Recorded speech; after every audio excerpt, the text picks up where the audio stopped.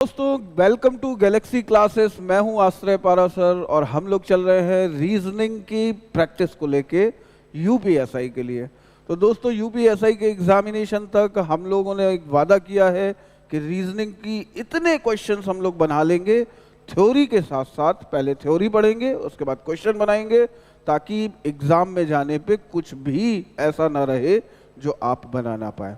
तो इसी सीरीज में आगे बढ़ते हुए एक और बहुत ही इंपॉर्टेंट टॉपिक हम लोग आज करने जा रहे हैं, जिसका नाम सब लोगों ने सुना होगा और मैक्सिमम लोग इस टॉपिक में दिक्कत होती है बहुत सारे बच्चों को, ब्लड रिलेशन में।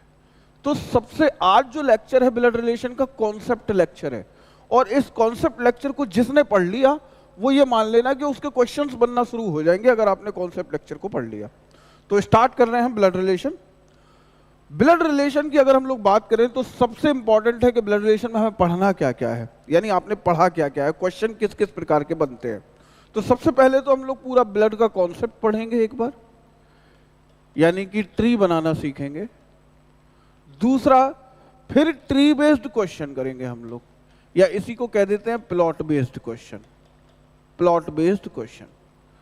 तीसरा हम लोग पढ़ेंगे pointing based question, pointing based.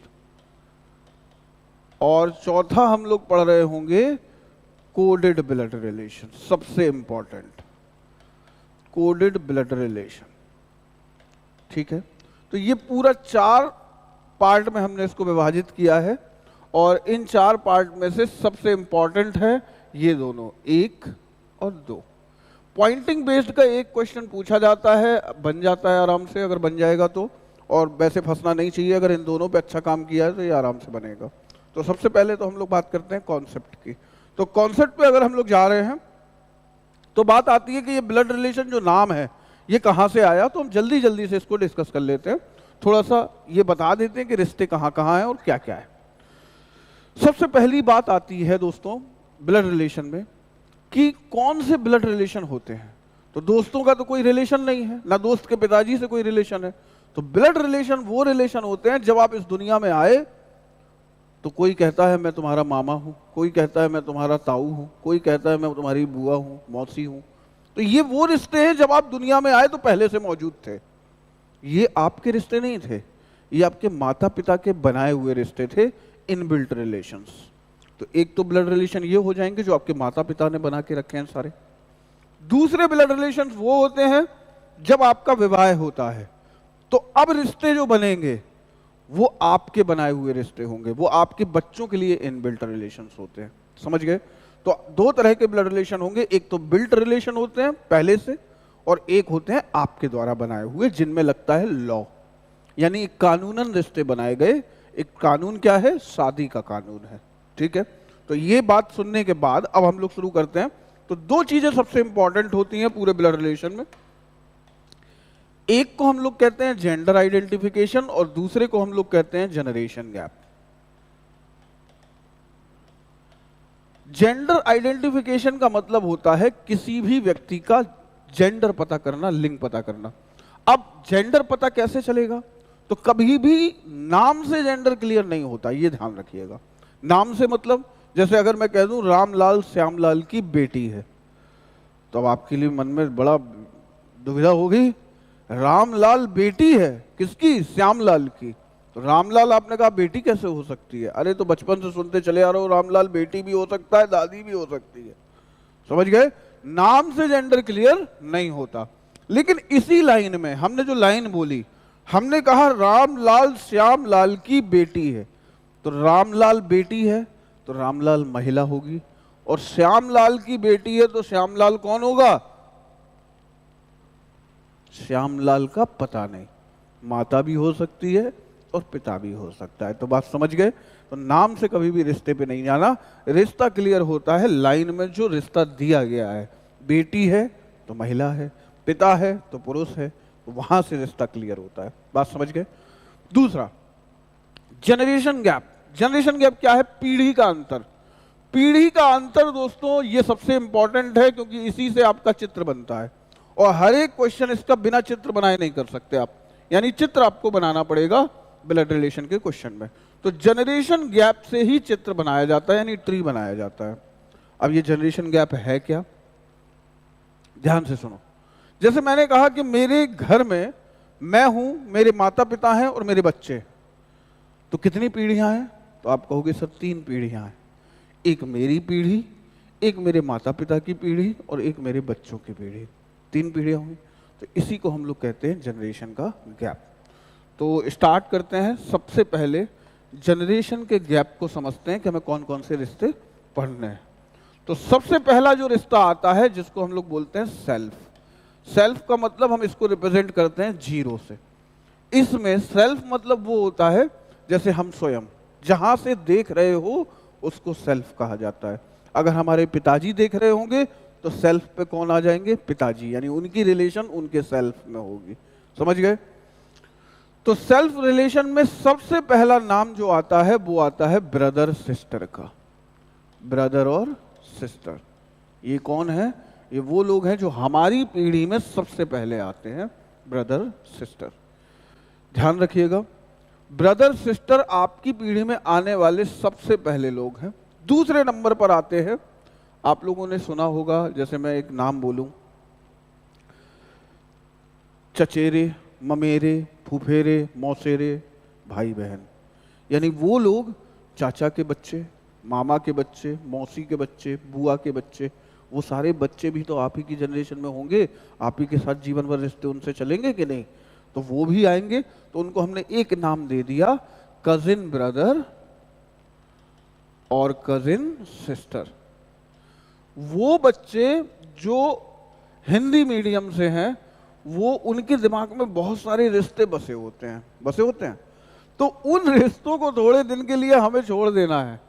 हमने कहा कजिन, तो वहां पे भाई यहां पे ऐसे लिखता है कजिन, बहुत तकलीफ में आ जाओगे। वहां पे लिखता है नीस, हिंदी में ऐसे लिखता है, तो तकलीफ हो जाएगी। वहां सिस्टर इन लॉ, भाभी नहीं लिखेगा, ऐसे लिखेगा। तो इसी में पढ़ लो तो ज्यादा अच्छा है। समझ गए ना? तो वहां तकलीफ नहीं होगी। चलते हैं next, cousin brother and cousin sister. आगे बढ़ते हैं। उसके बाद सेल्फ में और कौन आता है आपकी जनरेशन में? तो आप कहोगे कि स्पाउस। स्पाउस का मतलब होता है आपका हस्बैंड या फिर आपकी वाइफ। अगर वहां पे पुरुष है तो पत्नी और महिला है तो उसका पति, यानी 2 लोग आते हैं स्पाउस के केस में, हस्बैंड और वाइफ। ये भी आप ही की जनरेशन में होते हैं। अब अगला नाम आपकी जनरेशन में कौन आता है? तो आपके भाई बहन तो हो गए सारे, कजिन भी हो गए, आपके खुद के भाई बहन भी हो गए। अब नाम आएगा आपकी पत्नी या पति के भाई बहन का। भाई उनके भाई बहन को छोड़ दोगे तो कैसे जीवन जीत पाओगे? तो उनके भाई बहन को भी तो नहीं छोड़ सकते। तो पत्नी के भाई बहन का जब नाम आएगा, तो मान लो पत्नी है तो पत्नी का भाई हम जानते हैं साला कहा जाता है, बहन को साली कहा जाता है। अगर पति है तो पति के भाई को देवर कहा जाता है, ज्येष्ठ कहा जाता है, बहन को ननद कहा जाता है, इनकी पत्नी को जो है देवर की पत्नी को भाभी कहा जाता है, और बहन के हस्बैंड को बहनोई कहा जाता है। ये सब वो रिश्ते हैं जो आपने शादी के बाद बनाए हैं। किसी ना किसी का विवाह हुआ है तब वो आया है, मतलब 25 साल की उम्र के बाद मिलेंगे ये रिश्ते, अभी किसी के नहीं होंगे। इन रिश्तों में कोई नहीं होगा आपके में जीवन में। अभी ये सब कब आएंगे? जब आपका विवाह हो जाएगा तब ये आपके रिश्ते बनेंगे। तो ये रिश्ते आते हैं कानूनन, यानी कानून क्या है? लॉ। लॉ क्या है? शादी। तो जो पुरुष होगा वो आपका भाई समान होगा, यानी मजबूरन माना हुआ भाई, और ये कौन होगी? मजबूरन मानी हुई बहन। समझ गए? यानी ये वो लोग होंगे जो आपने शादी के बाद उनको अपना भाई बहन माना है आपकी जनरेशन में। तो इनको हम लोग केवल एक नाम दे देंगे, और वो नाम क्या होगा? Brother in law, sister in law. मजबूरन माना हुआ भाई और मजबूरन मानी हुई बहन, brother in law, sister in law. अब इनको मैंने इंग्लिश में क्यों लिखा? मैं चाहता तो सब कुछ हिंदी में लिख देता। भैया मैं बता चुका हूं कि वहां पे जब पेपर में क्वेश्चन आएगा तो ब्रदर इन लॉ ऐसे लिख के देगा वो आपको, तो बहुत दिक्कत हो जाएगी। वो ऐसे लिख के देगा ब्रदर इन लॉ। तो इसीलिए साला, बहनोई, जीजा ये सब खत्म हो गए आज से। तो आज से ब्रदर इन लॉ में ही चलेगी कहानी। ये ध्यान रखना, जो बच्चे इनमें चलते हैं उनके फंस जाते हैं क्वेश्चन। तो brother in law, sister in law, यहां तक बात क्लियर। क्या और कोई आपकी जनरेशन में आएगा? और कोई आपकी जनरेशन में नहीं आएगा। भाई वाइफ के चाचा का लड़का भी आपका ब्रदर इन लॉ है, वाइफ के मामा का लड़का भी आपका ब्रदर इन लॉ, तो और कोई नहीं होगा। तो ये जनरेशन यहाँ पे खत्म हो गई। यानी आपकी जनरेशन में सब भाई बहन है, भाई बहन भाई बहन भाई बहन, बस केवल स्पाउस छोड़ के। एक जनरेशन ऊपर उठेंगे तो एक जनरेशन ऊपर जाओगे तो +1, और इस जनरेशन में कौन आएगा? पेरेंट्स। और पेरेंट्स में सबसे पहला नाम किसका आता है? आपके मदर और फादर का, यानी माता पिता सबसे पहले आएंगे। बात समझ गए? माता पिता आए और माता पिता के बाद और कौन आएगा? तो अभी हमने कुछ टर्म्स बोले थे, चचेरे, ममेरे, फूफेरे, मौसेरे, वो सारे लोग ऊपर ही तो बैठे हैं, उनके तो बच्चे थे ये। तो आप कह दोगे कोई भी पुरुष पिता को छोड़ के एक जनरेशन अगर ऊपर है तो अंकल, और कोई भी महिला अगर माता जी को छोड़ के अगर ऊपर है एक जनरेशन तो उसको हम क्या बोलेंगे? आंट। तो इनको हमने दो नाम में कन्वर्ट कर दिया, अंकल और आंट में। और कौन आएगा इस जनरेशन में? एक जनरेशन ऊपर। वही बात फिर आगे, पत्नी के माता पिता को छोड़ के काम कैसे चलेगा? यानी कि कौन? मजबूरन मानी हुई माता जी, मदर इन लॉ, कानूनन माने हुए, और दूसरा फादर इन लॉ। ये दो लोग होंगे। और कोई होगा एक जनरेशन ऊपर? तो अब पत्नी की चाची, चाचा, ये सब तो mother in law, father in law में ही आ जाएंगे, तो उनके लिए कोई टर्म नहीं है, यही होंगे। इसके अलावा और कोई एक जनरेशन ऊपर नहीं होता है। जनरेशन अब छोटी होती चली जा रही है। और ऊपर गए तो +2, और इसमें आएंगे ग्रैंड पेरेंट्स। ग्रैंड पेरेंट्स का मतलब, भैया ग्रैंड पेरेंट्स समझना, ग्रैंड पेरेंट्स का मतलब होता है कि 2 जनरेशन ऊपर या तो दादा दादी और या फिर नाना नानी, यही होंगे। ठीक है, और आगे बढ़ते हैं। नीचे उतरोगे तो अब आएगा -1, चाइल्ड की रिलेशन आएगी, और चाइल्ड में सबसे पहला नाम किसका आता है? पुत्र और पुत्री का, सन और डॉटर। एक जनरेशन नीचे देखोगे तो आपका बेटा बेटी आपको मिलेगा। और कौन मिलेगा इनके अलावा? तो इनके बच्चे भी तो होंगे, इनके बच्चे, तो उनको हम लोग 2 नाम दे देंगे, एक को कहेंगे नेफ्यू और एक को कहेंगे नीस। अगर पुरुष है तो नेफ्यू और महिला है तो नीस, ये नाम हम लोग दे देंगे। और नीचे उतरते हैं तो ग्रैंड चाइल्ड। ग्रैंड चाइल्ड में कौन आएगा? तो नाती और नातिन, 2 लोग आएंगे।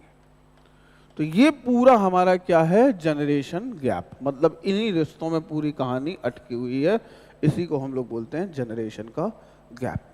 तो ऊपर जाओगे तो ये मिलेगा, नीचे जाओगे तो ये मिलेगा, इसी पे डायग्राम बनाया जाता है। चलते हैं हम लोग जल्दी से डायग्राम की तरफ, कि डायग्राम कैसे बनाया जाना है। ये उनके लिए है जिन्होंने ब्लड रिलेशन पढ़ा ही नहीं है कभी, और अभी पेपर देना है, तो इसीलिए हमें ये बताना पड़ रहा है कि थोड़ा सा आइडिया दे देते हैं, फिर उसका क्वेश्चन पे चलेंगे तो सब क्लियर होने लगेगा। चलते हैं।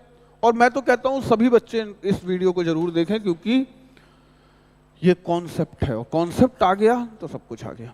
चलते हैं, अब डायग्राम बनाना सीखते हैं।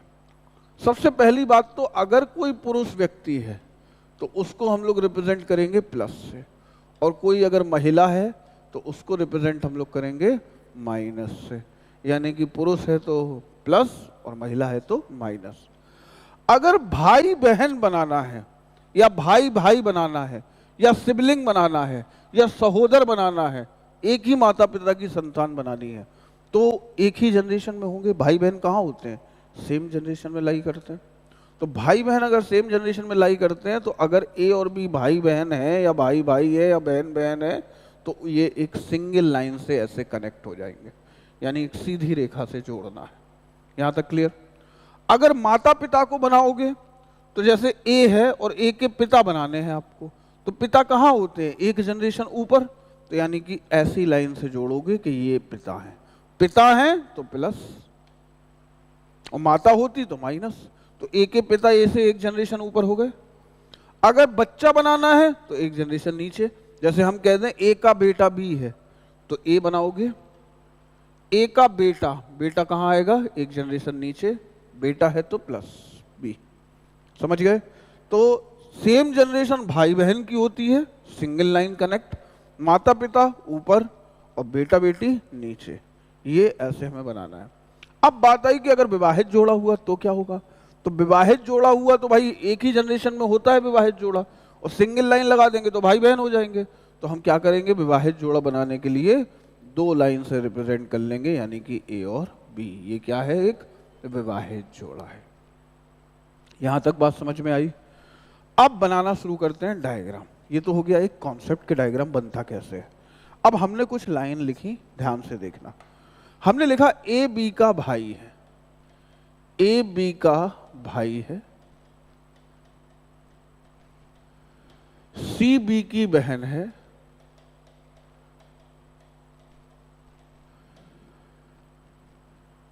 डी ए के पिता है,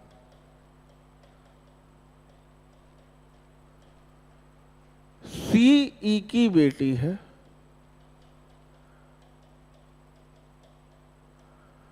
एफ जो है डी के पिता है,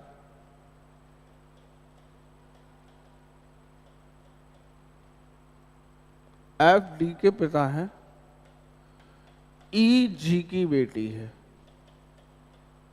ई जी की बेटी है। ध्यान से देखना सभी लोग।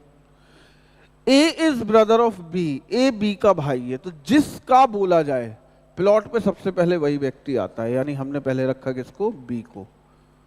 बी का भाई, तो बी का भाई सिंगल लाइन से कनेक्ट होगा, ए है। बी का भाई ए है, भाई कौन है? ए, तो ए पे क्या लग जाएगा? प्लस। और बी का भाई है तो बी का जेंडर पता नहीं है, महिला भी हो सकती है पुरुष भी हो सकता है। बी का भाई कौन है? ए, ये कंफर्म है। समझ गए? दूसरी लाइन, सी बी की बहन है, बी की, तो जिसकी बोला जाए पहले वो देखो प्लॉट पे है क्या, तो आपने कहा बी प्लॉट पे है तो कनेक्ट कर देंगे। तो बी की बहन, तो बी की बहन सिंगल लाइन से कनेक्ट होगी, और कौन है? सी है, तो सी बहन है तो माइनस। बी का जेंडर अभी भी क्लियर नहीं है भाई, बी की बहन है सी, अब क्या पता बी पुरुष है कि महिला है, ये बात क्लियर। डी ए के पिता है, ए के पिता कौन है? डी, तो हमने ए के पिता बनाए तो एक जनरेशन ऊपर बनाओगे तो डी बना लिए। पिता कौन है? डी, ए के पिता, तो ए प्लॉट पे था, ए के पिता बनाए डी, डी पिता है तो प्लस। बात क्लियर? अगली लाइन, सी ई की बेटी है, अब वो कह रहा है सी बेटी है, तो सी माइनस होनी चाहिए और सी पहले से माइनस है। किसकी बेटी है? ई की, तो ई की बेटी ई से नीचे होगी, तो इसका मतलब ई कहां होगा? ऊपर होगा कि नहीं होगा? ई की बेटी है तो ई का जेंडर क्लियर नहीं है, लाइन में ई का जेंडर क्लियर नहीं है इसमें।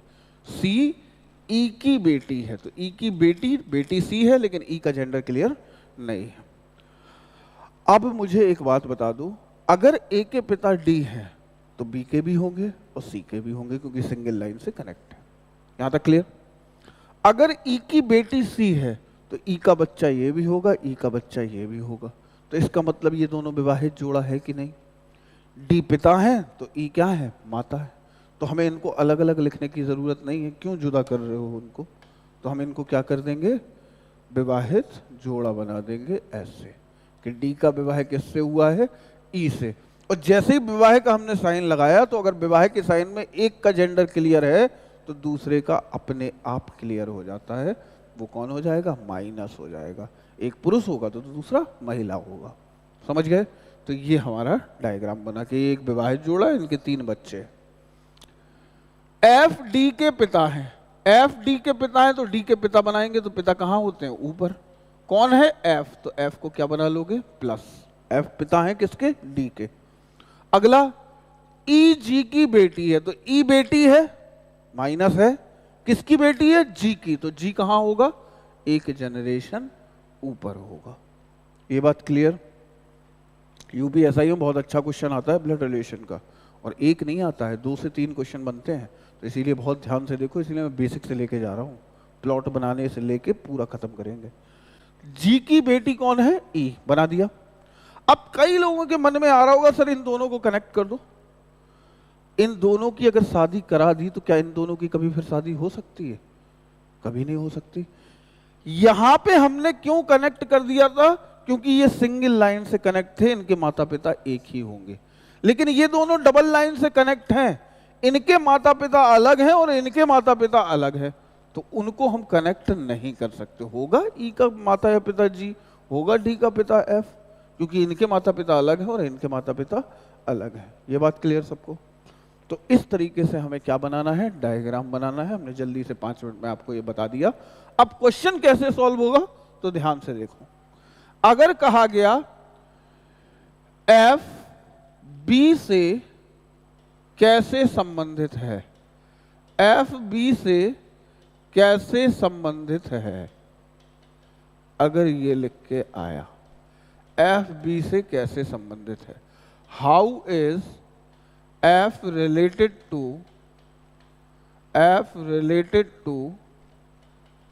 बी, एफ बी से कैसे संबंधित है, how is F related to B. तो कभी कभी क्या होता है, डायग्राम तो सही बना लेते हैं, लेकिन हम लोग इसको चेक करने जब जाते हैं तो उल्टा चेक कर लेते हैं, तो उस चीज को बचना। सही कैसे होगा? जिससे बोला जाए, किससे बोला गया? बी से, विद रिस्पेक्ट टू जिसके बोला जाए या फ्रॉम बोला जाए, बी से, जिससे बोला जाए उस पे खुद खड़े हो जाओ। बी से बोला गया तो आप बी पे खड़े हो जाओ। बी पे खड़े होके किसको देखना है? एफ को देखना है। तो जब बी पे खड़े होके आपने एफ को देखा तो 2 जनरेशन ऊपर है, और 2 जनरेशन ऊपर किसकी होती है?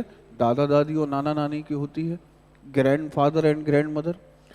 तो बी से हमने एफ को देखा तो ये देखो कि प्लस है कि माइनस, तो आपने कहा प्लस है, तो ग्रैंडफादर होंगे, ये कंफर्म है। अब ये देखो कि पिताजी की तरफ से हैं कि माताजी की तरफ से, मैटरनल होंगे कि पैटर्नल। मैटरनल का मतलब मातृवंश माताजी की तरफ से, और पैटर्नल का मतलब पितृवंश पिताजी की तरफ से। तो आपने देखा बी के ये पिताजी हैं और पिताजी के ये पिताजी हैं, तो क्या हो जाएगा? Paternal grandfather. बात समझ में आ गई क्या? तो जिससे कहा जाए उस पे खड़े होकर देखना है दूसरे वाले को। ये बात क्लियर? अब चले, हमने क्वेश्चन को बदल दिया, यहां पे कर दिया एफ और यहां पे कर दिया बी, यहां पे एफ कर दिया और यहां पे बी कर दिया। अब क्वेश्चन पलट गया। उसने कहा कि बताओ बी एफ से कैसे संबंधित है, तो एफ पे खड़े होना है, तो एफ पे खड़े हो गए, और किसको देखना है? बी को देखना है। बी कितने जनरेशन नीचे है? 2 जनरेशन नीचे। तो 2 जनरेशन नीचे किसकी होती है? नाती या नातिन की होती है।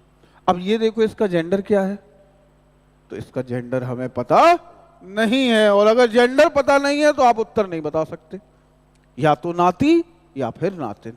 और अगर ये ऑप्शन नहीं है तो आप क्या कह दोगे?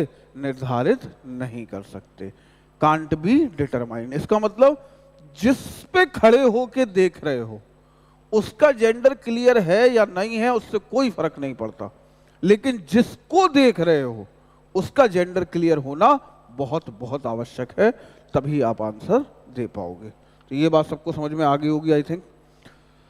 तो आंसर देने के लिए हमें जिसको देख रहे हो उसका जेंडर क्लियर होना चाहिए। तो क्या प्लॉट बनाना सबको आया?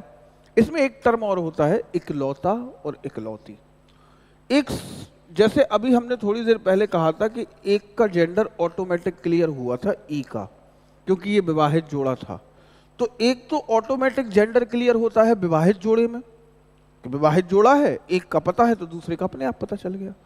और भी कोई ऐसा केस है जिसमें अपने आप जेंडर पता चल जाए, तो और दूसरा केस होता है इकलौता और इकलौती का।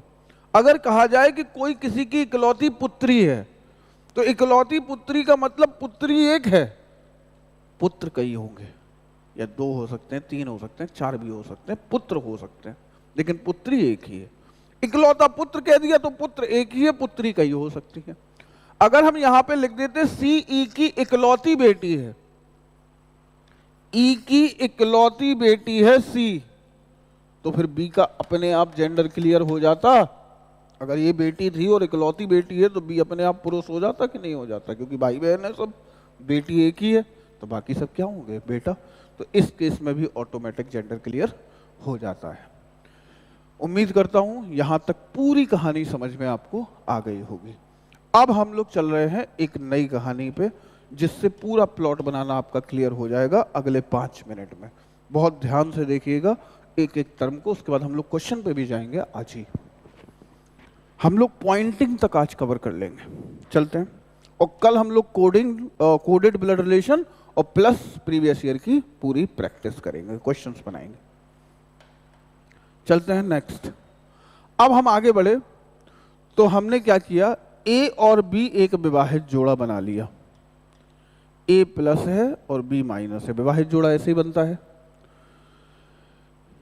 ए के माता पिता बना लिए एफ प्लस और जी माइनस।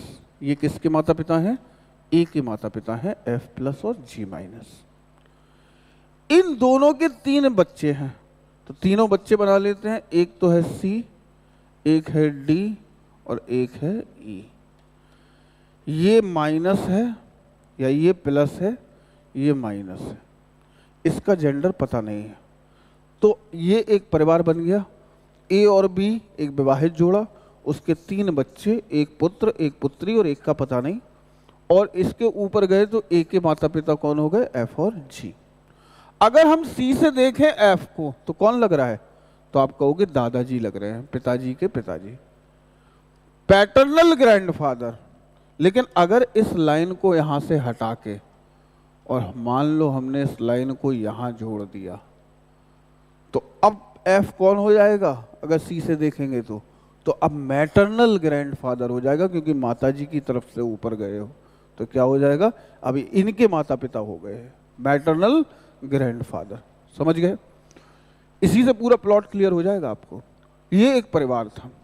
अब हम गए शादी कराने, तो सबसे पहले हमने डी की शादी कराई। तो डी की शादी हुई एच से, तो शादी ऐसे ही होगी। डी की शादी किससे? एच से हुई। जिससे डी की शादी हुई है उसके और भाई बहन भी तो होंगे। तो आपने कहा एक होगी बहन उसकी, मान लो एक बहन थी एच की आई, तो बहन कैसे बनाओगे? सिंगल लाइन से कनेक्ट करके बहन बनाओगे। एक भाई था एच का जे, भाई था तो प्लस। क्या तीनों सिंगल लाइन से जुड़े होंगे? जिस परिवार में ये गई है उसमें ये 3 भाई बहन है। एच से उसका शादी हुआ है। जे का शादी पहले से ही हो चुका था के साथ, तो जे शादीशुदा बना दी हमने के साथ। ये तीनों जो बहन भाई हैं ये किसी के बच्चे होंगे, तो हमने कहा ये एल और एम के बच्चे हैं, एल प्लस और एम माइनस। मजा आया? तो ये एक परिवार बना दिया हमने। अब हम लोग आए इस तरफ ई का विवाह कराने। तो ई का विवाह हमने कराया तो एक महिला से होगा एन से, एन से विवाह हुआ। एन के भी भाई बहन थे इस घर में, तो ओ इसकी बहन थी और पी इसका भाई था। और भाई की शादी पहले से ही क्यू से हो चुकी थी। ये किसका घर है? एन का घर है। ये एन के भाई बहन है। ये भी किसी के बच्चे होंगे, तो आपने कह दिया आर और एस के बच्चे हैं। किसके? आर और एस के। यहां तक क्लियर? आर और एस ऊपर होंगे, इनसे माता पिता है। अब आपको पूरी पिक्चर क्लियर हो गई होगी डायग्राम कैसे बनता है। अब जो विवाहित जोड़े हैं उनके बच्चे बना लेते हैं। तो पी और क्यू का एक बच्चा था टी प्लस, बेटा था। इन दोनों का एक बेटा था, इन दोनों का एक बेटा था और बेटी थी यू माइनस। इन दोनों का एक बेटा था वी प्लस और इन दोनों का एक बेटा था डब्ल्यू, बेटी थी माइनस। क्या ये बेटा बेटी हो गए इनके? अब कितने परिवार आपको नजर आ रहे हैं? तो आपने कहा सर 3 परिवार नजर आ रहे हैं, 1 2 3। और तीनों परिवार किससे जुड़े हुए हैं? तो एक छोटी सी डोर से जुड़े हुए हैं। इसको अगर हटा दें और इसको हटा दें तो तीनों एक दूसरे को नहीं जानते, यानी कि लॉ से जुड़े हुए हैं, कानूनन। तो यहां पे डबल लाइन और यहां पे डबल लाइन, इससे जुड़े हुए हैं ये तीनों परिवार। अब चलते हैं रिश्ते कैसे देखते हैं। जैसे हमने अभी थोड़ी देर पहले क्वेश्चन पूछा था एफ सी से कैसे संबंधित है, तो सी पे खड़े होकर देख रहे थे। अब हम सी पे खड़े होकर सबको देख रहे हैं। तो जब आप अपनी लाइन में देखते हो तो कैसे देखना है? बहुत ध्यान से देखना। सी पे खड़े होकर डी को देखा तो कौन लग रहा है? सी से देखा डी को तो आपने कहा बहन, सी से देखा एच को तो आपने कहा इक्वल टू पार करना पड़ा, और इक्वल टू पार किया तो लॉ लग गया। तो अगर महिला है तो सिस्टर इन लॉ, और पुरुष है तो ब्रदर इन लॉ, भाई समान या बहन समान। तो सी से देखा डी को बहन, सी से देखा एच को इक्वल टू पार किया ब्रदर इन लॉ, सी से देखा आई को sister in law, brother in law, sister in law, खत्म।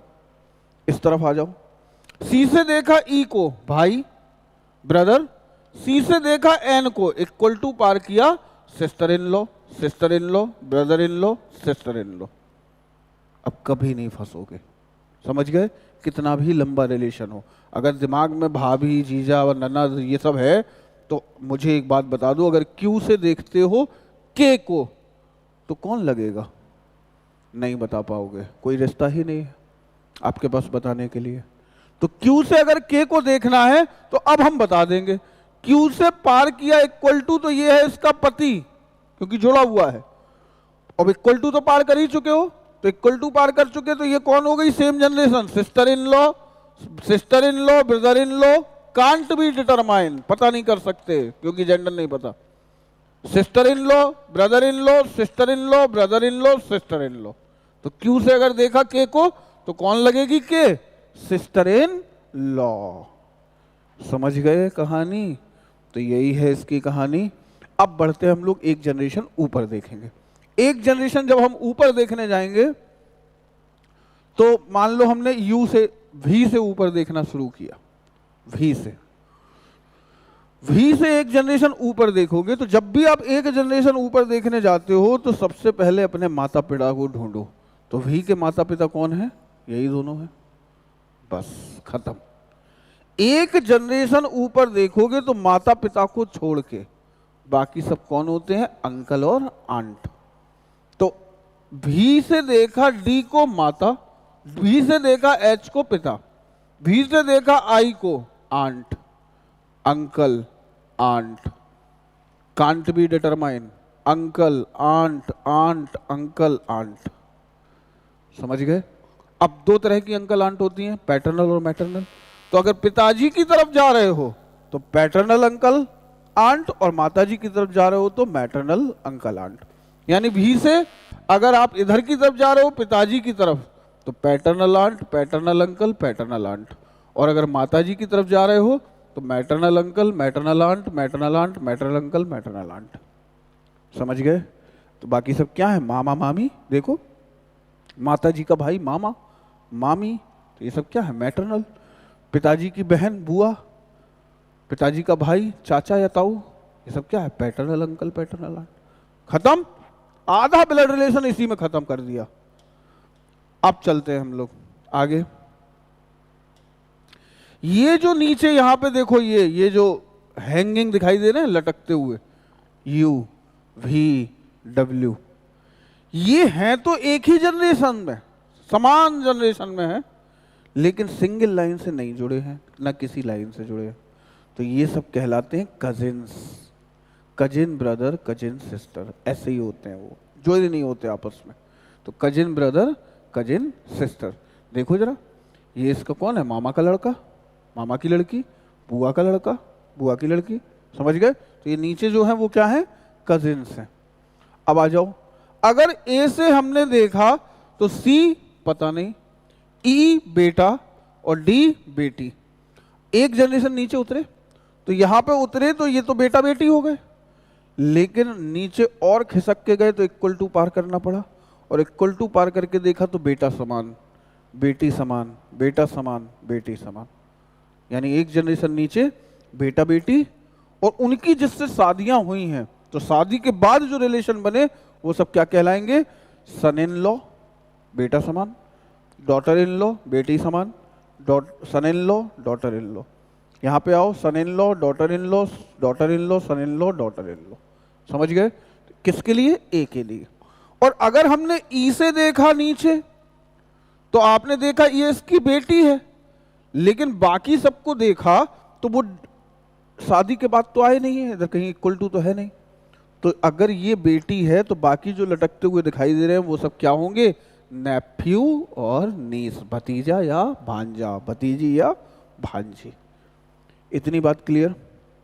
तो सारे रिश्ते इसी डायग्राम से हमने आइडेंटिफाई कर लिए। इतना क्लियर हो जाना चाहिए सबको। अब चलते हैं हम लोग कुछ लाइन पे, कुछ और सीखते हैं। ये 1 घंटे का लेक्चर आपको ब्लड रिलेशन में एकदम से परफेक्शन की तरफ ले जाएगा। इस लेक्चर को देखने के बाद ही क्वेश्चन पे जाया जाता है।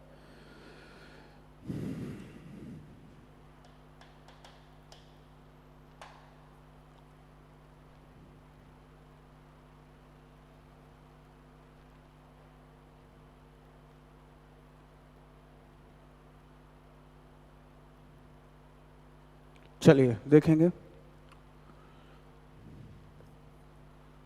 सबसे पहली लाइन, अगर ऐसा लिखा आए ए बी का भाई है, ए बी का भाई है, ए बी का भाई है और लिखा हो जो सी का पिता है। ए बी का भाई है जो सी का पिता है। तो सी के पिता की पूरी जानकारी नहीं है आपके पास। उसने कहा ए बी का भाई है, सी का पिता है। कौन है सी का पिता ये तो पता नहीं, तो वो कौन बताएगा? ये जो बताएगा कि कौन है सी का पिता। ए बी का भाई है बनाते हैं, तो आपने बनाया ए भाई है प्लस किसका? बी का। तो ये दोनों ऐसे बनाए जाएंगे। जो सी का पिता है, तो जब भी जो या हु का इस्तेमाल हो तो इसका मतलब फर्स्ट या सेकंड पर्सन नहीं होता। जब भी हु या जो का इस्तेमाल हो तो वो रिप्रेजेंट करता है जस्ट पीछे जिसकी चर्चा हुई है। जो के पहले जस्ट पहले किसकी चर्चा हुई है? बी की। हु के पहले जस्ट किसकी चर्चा हुई है? बी की। तो वो किसको रिप्रेजेंट कर रहा है? बी को। ए बी का भाई है, बी जो सी का पिता है। तो कौन है पिता सी का? बी है पिता सी का। तो बी का जेंडर क्लियर हो गया, पिता है किसका? सी का। तो सी कहां आएगा? नीचे आएगा। ये डायग्राम बनेगा। ए बी का भाई है जो, तो जो मतलब बी, सी का पिता है। जस्ट पीछे जिसकी चर्चा हुई है उसके लिए लगता है जो। जैसे हम आगे बढ़ा दें, जो ई की बहन है, जो ई की बहन है, तो ई की बहन कौन है? तो ई की बहन जो बताएगा जस्ट पीछे किसकी चर्चा हुई है? सी की। तो सी बहन है किसकी? ई की। बन गया? समझ गए? तो कभी कोई बताए कि सेकंड पर्सन जो का मतलब होता है तो मत मानना, क्योंकि देखो जो लगा तो सेकंड पर्सन तो बी है, लेकिन हमने जो किसको कनेक्ट किया? जस्ट पीछे वाले को। जो का मतलब ठीक पीछे वाला। अगली लाइन, ए बी का भाई है और सी का पिता है। तो आपने कहा ए भाई है किसका? बी का। और एंड, जब और लग जाए, कॉमा लग जाए, एंड लग जाए, बट लग जाए, लेकिन लग जाए, तो इसका मतलब होता है सेंटेंस ब्रेक। और सेंटेंस ब्रेक का मतलब है अब आप सीधे कहां पहुंच जाओगे? पहला व्यक्ति जहां से चर्चा शुरू हुई थी, फर्स्ट पर्सन। ए बी का भाई है और मतलब टूट गया सेंटेंस। सी का पिता है, तो कौन है सी का पिता? ए। जैसे मैं कहूं राहुल का एक ट्रैक्टर है और एक दुकान है। तो दुकान किसकी है? ट्रैक्टर की नहीं है, राहुल की दुकान है। समझ गए? तो पहला व्यक्ति। तो और लग जाए, एंड लग जाए, बट लग जाए, लेकिन लग जाए, ये किसको रिप्रेजेंट करता है? फर्स्ट पर्सन जहां से चर्चा शुरू हुई थी। तो कौन है पिता सी का? तो ए है पिता सी का। तो इसका तो पहले से ही जेंडर क्लियर था, तो बस सी को बना दो नीचे। समझ गए? तो ए किसका पिता है? सी का पिता है। ये कुछ लाइनें हैं जो और इस्तेमाल होता है तो वहां कनेक्ट कर लीजिएगा। जैसे ये लाइन है, ए बी का भाई है जो सी का पिता है और डी से विवाहित है। ये लिखा है और डी से। A is brother of B who is father of C and is married with D. कैसे बनाएंगे? तो पहले ये लाइन बनाओ, ए बी का भाई है, तो ए भाई है किसका? बी का। इतना तो सब बना लेंगे। जो मतलब कौन? बी। जो सी का पिता है, तो बी पिता है किसका? सी का। यहां तक क्लियर? और सेंटेंस ब्रेक। डी से विवाहित है। तो कौन है डी से विवाहित? तो फर्स्ट पर्सन जहां से चर्चा शुरू हुई थी, तो डी से विवाहित कौन है भाई? ए है। तो ए का विवाह करा दो किससे? डी से। अगर ए प्लस है तो डी क्या हो जाएगा? माइनस। उम्मीद करता हूं कि बातें समझ में आ गई। तो ये था पूरा ब्लड रिलेशन का कॉन्सेप्ट। अब कॉन्सेप्ट के बाद एक और कहानी आती है जिसको हम लोग बहुत ध्यान से देख लेते हैं एक बार। कुछ लाइनें क्वेश्चन में ऐसे मिलेंगी, ए बी का ब्रदर इन लॉ है, ए बी का ब्रदर इन लॉ है। तो अब ब्रदर इन लॉ है तो अब ये नहीं पता कि क्या है, जीजा है, दामाद है, साला है, क्या है नहीं पता। तो डायग्राम कैसे बनाया जाएगा? ए बी का ब्रदर इन लॉ कौन है? ए। तो ए का जेंडर तो पता चल गया, ब्रदर इन लॉ है तो प्लस होगा, मेल पर्सन है। किसका? बी का। तो बी का ब्रदर इन लॉ कब आएगा? जब बी की शादी करा दोगे। तो बी की शादी कराई हमने किसी के साथ, पता नहीं कौन है वो, उसका जो भाई होगा वही होगा ब्रदर इन लॉ बी का। तो यही कौन है? ए। यानी अगर ये पुरुष है तो इसकी पत्नी का भाई साला, अगर ये महिला है तो इसके पति की भाई देवर ब्रदर इन लॉ। तो ये डायग्राम बनेगा। एक और तरीके से ब्रदर इन लॉ बनाया जा सकता है। सबसे पहले तो आप यही बनाना, लेकिन जब इससे अगर क्वेश्चन नहीं बन रहा हो तो एक और तरीका है। तरीका क्या है? बी की शादी कराई थी तब ब्रदर इन लॉ मिला था, हम बी की बहन की शादी अगर करा दें, ये बी की बहन है, बी की बहन की शादी करा दें जिससे वही क्या हो जाएगा? इसका ब्रदर इन लॉ। देखो एक ही जनरेशन में इक्वल टू पार किया तो कौन होगा? ब्रदर इन लॉ, या फिर जीजा या फिर बहन हुई। तो ये दो तरीके से बनता है ब्रदर इन लॉ और सिस्टर इन लॉ। अगर सिस्टर इन लॉ कह दिया जाता तो भैया यहाँ पे क्या कर देते? सीधा माइनस लगा देते, बहन, पति या पत्नी की बहन। और यहाँ पे क्या करते? भाई की शादी करा देते तो भाभी हो जाती sister in law. Brother in law, sister in law. तो ऐसे बनाए जाएंगे। ये बात क्लियर? अगर हम कह देते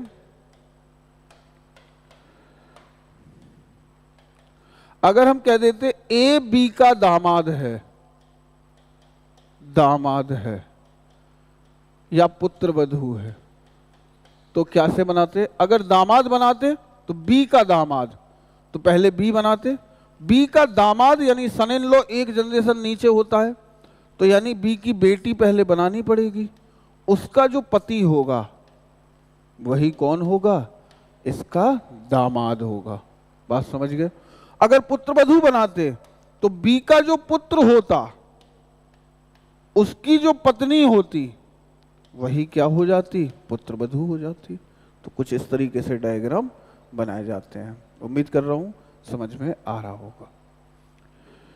क्लियर?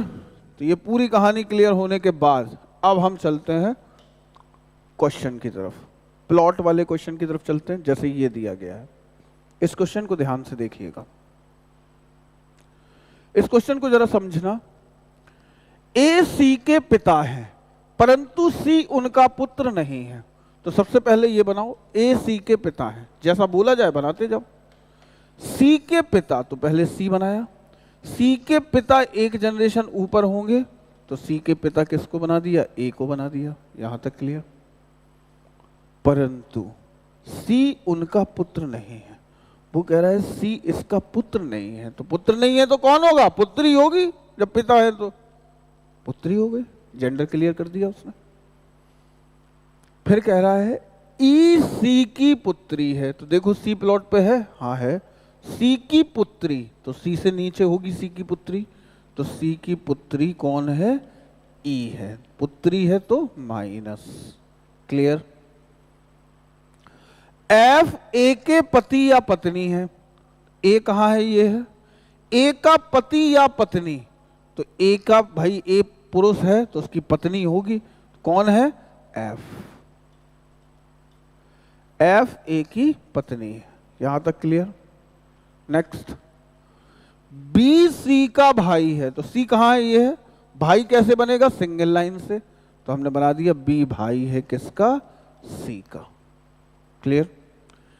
डी बी का पुत्र है, तो किसका? बी का, तो बी है अपने पास, तो बी का पुत्र बी से एक जनरेशन नीचे होगा, तो डी कुछ क्या है? बी का पुत्र है। ये दोनों विवाहित जोड़ा नहीं है, ये बहन है, ये भाई है, इसकी बेटी ये है, इसका बेटा ये है। क्लियर?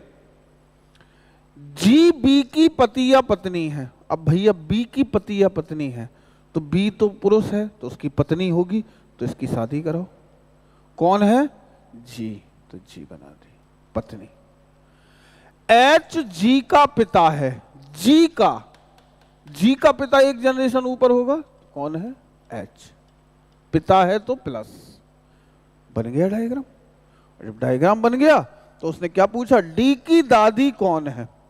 डी की दादी कौन है? तो डी से खड़े होके देखो, डी से खड़े होके देखोगे तो दादी कहां आती है? 2 जनरेशन ऊपर, तो 1 जनरेशन 2 जनरेशन, तो एक तो यहां पे दिख रही है एफ माइनस, यहां पे कुछ नहीं दिख रहा, तो इनके पिताजी की माताजी हैं, तो एफ आंसर हो जाएगा। तो आंसर क्या होगा? एफ। उम्मीद कर रहा हूं इस पूरे लेक्चर में आप स्टेप बाय स्टेप बन गए होगे। अगर 2 बार इस वीडियो को देख लोगे ब्लड रिलेशन गलत नहीं होगा। चलते हैं नेक्स्ट। जैसे ये क्वेश्चन लिखा हुआ है, एक और क्वेश्चन, कोई एक क्वेश्चन उठा लेता हूं मैं प्लॉट वाला।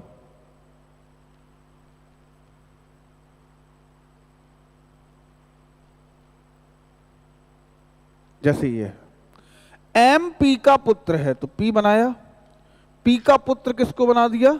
एम को बना दिया। क्यू ओ की पोती है। अब भैया ना ओ है और ना क्यू है ही नहीं कोई, तो अलग बना लो। क्यू ओ की पोती, तो ओ होगा, ओ की पोती ओ से 2 जनरेशन नीचे होगी। अब या तो इसके बेटे की बेटी होगी या फिर इसकी बेटी की बेटी होगी। फिर कह रहा है जो किसको कनेक्ट करेगा? जस्ट पीछे वाले को, जो पी का पति है।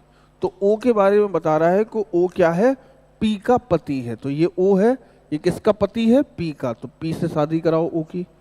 ओ पति है तो पी क्या हो गई? पत्नी। और इनका एक बेटा था एम, तो इसी की बेटी होगी कौन? क्यू। भाई बीच वाला ये खाली था, एम आ गया उसमें, इसकी बेटी कौन हो गई? क्यू हो गई। एम का ओ से संबंध बताओ, तो ओ से अगर देखेंगे एम को, तो कौन लग रहा है इन दोनों का? बेटा। तो आंसर क्या आ जाएगा? सन, यानी कि पुत्र। ये बात क्लियर? ठीक है। अब हम लोग चल रहे हैं, ये तो हो गए प्लॉट वाले क्वेश्चंस कैसे बनाने हैं, थोड़ा आइडिया हो गया, बाकी हम क्वेश्चंस करेंगे बाद में। पहले हम लोग समझ लेते हैं पॉइंटिंग वाले क्वेश्चन, आज के लेक्चर का लास्ट, जिससे हम पूरा एक बार में समझ जाए सारी चीजों को। चलिए ध्यान से देखना, पॉइंटिंग वाले क्वेश्चन को बहुत ध्यान से देखना, एक ही बार में खत्म होना चाहिए ये। पॉइंटिंग वाले क्वेश्चन अगर कोई बच्चा इंग्लिश मीडियम से है तो मैं उससे ये रिक्वेस्ट करूंगा कि इस क्वेश्चन को आप हिंदी से सॉल्व करें, इंग्लिश से ना करें, क्योंकि इंग्लिश से अगर आप करोगे तो चीजें कनेक्ट नहीं होती हैं। यानी कि जिस तरीके से हम बता रहे हैं वो हिंदी से तुरंत लग जाएगा। इस पर ध्यान से देखना। किसी फोटो में एक आदमी की ओर इशारा करते हुए एक औरत कहती है। कौन कह रहा है? औरत। तो हमने औरत बनाई। ये किसकी तरफ इशारा करते हुए कह रही है? तो ये इशारा कर रही है किसकी तरफ? फोटो में एक आदमी यानी मैन की तरफ, आदमी की तरफ इशारा करते हुए कहती है कि वह मतलब ये, रुक गए यहीं, वह है। जैसे ही वह बोला तो इसको क्रॉस कर दिया। मेरी, अगर मेरी कहा जाएगा तो प्लॉट बनना शुरू होगा यहां से, अगर उसकी कहा जाएगा तो प्लॉट बनना शुरू होगा यहां से। बस यही ध्यान रखना, मेरी तो प्लॉट यहां बनेगा और उसकी कहा जाए तो प्लॉट यहां बनेगा। चलते हैं। उसने कहा मेरी इकलौती पुत्रवधू, तो इसकी इकलौती पुत्रवधू, तो पहले इसका पुत्र बनाओ, पुत्र की पत्नी बनाई, तो यही हो गई इसकी इकलौती पुत्रवधू। क्लियर? के ससुर, तो पुत्रवधू पे आ गए। अब इनके ससुर, तो इसके ससुर कौन होंगे? इसके पति के पिता, पिता मतलब इसका पति, यही तो होगा इसका ससुर। ससुर का पिता, तो ससुर का पिता बना लो, है, रुक गए यहीं, क्रॉस कर दो। वह, मेरे पुत्रवधू के ससुर का पिता है, यानी ये व्यक्ति कौन है? यही तो हुआ, हुआ कि नहीं? अब क्या पूछ रहा है देखो, उस आदमी का औरत से, तो औरत पे खड़े होके उस आदमी को देखो कौन लग रहा है, तो इसका ससुर लग रहा है कि नहीं? इसके हस्बैंड का पिता। तो आंसर क्या हो जाएगा? Father in law. फिर से समझना एक बार, क्लियर करना। अगर वो कह देता, इस वह की जगह पे वो लिख देता उसका बेटा, उसका बेटा, ये लिख देता मेरी इकलौती, उसका बेटा लगा देता, तो कैसे बनता? एक फोटो में एक आदमी की तरफ इशारा करते हुए एक औरत कहती है, ये आदमी है, इसकी तरफ इशारा करते हुए एक औरत कहती है कि उसका बेटा, तो इसका बेटा बना लो। उसका मतलब यहां से डायग्राम शुरू होगा, तो उसका बेटा। मेरी, तो मेरी इकलौती पुत्रवधू, तो पहले पुत्र बनाया, उसकी पत्नी बनाई, तो पुत्रवधू पे पहुंच गए, यहां खड़े हो गए। के ससुर, तो इसके ससुर कौन होंगे? इसके हस्बैंड के पिताजी, यानी इसका हस्बैंड। ससुर का पिता, का पिता है, यहां पे छोड़ दिया, ठीक है, वहीं रुक गए जहां है बोला। तो ये व्यक्ति कौन है? ये होगा, ये व्यक्ति कौन होगा? ये होगा, समझ गए? यानी इस व्यक्ति को अगर ये बना दोगे तो एम कहाँ आएगा? इसके भी एक जनरेशन ऊपर आएगा, आएगा। अगर इस क्वेश्चन को हम ऐसे पलट देते, उसका पिता, उसका पिता, अगर ऐसे कर देते तो आप क्या बनाते फिर?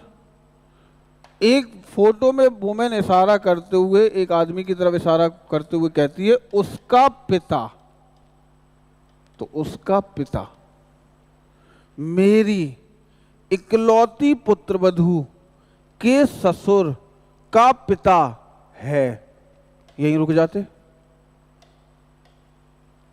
ससुर का पिता है, यहां रुक गए। तो ये व्यक्ति कौन हो जाता है? ये।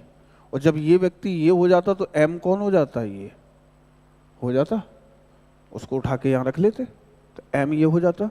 तो अब अगर औरत से आदमी को देखोगे तो कौन लग रहा है? इसका हस्बैंड। तो ऐसे डायग्राम बनता है। चलते हैं नेक्स्ट क्वेश्चन देखते हैं इसका।